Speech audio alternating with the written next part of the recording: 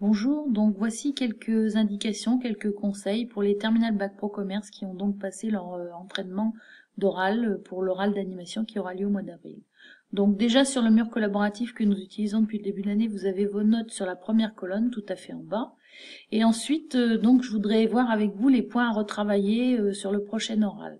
Alors on est bien d'accord que vous êtes en vacances et que donc je ne vous demande pas de travail, mais s'il y en a qui veulent se pencher sur les choses à revoir, vous allez repartir en formation à la rentrée.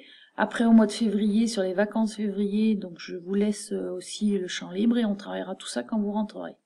Mais les points importants dont je voulais vous faire part là déjà, c'est que vous avez des soucis par rapport à la forme de commerce. Donc je vous ai mis la petite vidéo que vous trouvez sur la chaîne YouTube.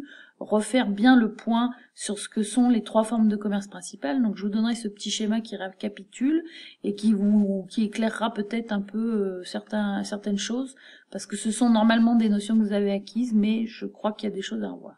Ensuite, donc faire bien la distinction entre ce qu'est une forme de commerce et une forme juridique. Donc même chose, vous avez une très bonne vidéo de Dessine-moi l'éco qui vous rappelle les principales caractéristiques de l'ASA, de la SARL, de la SAS. Et ça, on verra ensemble, je vous donnerai un petit travail à faire, me faire un tableau qui regroupera à la fois les caractéristiques et les avantages et les inconvénients. Troisième chose, revoir ce qui est une largeur et une profondeur sur l'assortiment de votre magasin. Donc ça, il y en a pas mal qui le savent, mais bon, ça fait pas de mal de le revoir. Sur le plan de marchéage, donc sur les 4P. Au niveau des produits, c'est un peu court ce que vous me dites. Vous me citez simplement les produits. Je veux savoir si c'est du haut de gamme, du bas de gamme. Voilà. Ensuite, en termes de qualité. Ensuite, sur la politique de prix. Donc, je veux savoir si c'est une politique de pénétration, une politique d'écrémage, une politique d'alignement. Après, sur la distribution, il faut aussi que vous connaissiez votre canal de distribution. Hein. Et ensuite, donc, la dernière chose, sur la promotion. Donc, savoir si votre magasin fait de la publicité ou comment il communique. Dernière chose, ça sera sur le profil clientèle. Donc là, vous avez beaucoup de mal. On va dire que 8 sur 10, vous ne savez pas définir un profil client. Je me doute bien que dans votre magasin, vous avez des personnes âgées de 7 à 77 ans qui rentrent, mais il y a un pourcentage de clientèle qui dépasse les autres. C'est-à-dire que, est-ce que ce sont plutôt des hommes, est-ce que ce sont plutôt des femmes?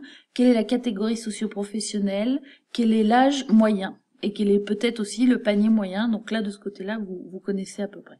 On fera un travail sur une étude de cas. Donc, dans une étude de cas qui est tombée en 2016, voilà, on fera toute cette partie-là, dresser le profil du client potentiel, voir après une étude réalisée sur les clients d'un seul rayon, quel est le profil du client. Voilà. Donc là, je pense que vous avez à peu près tout.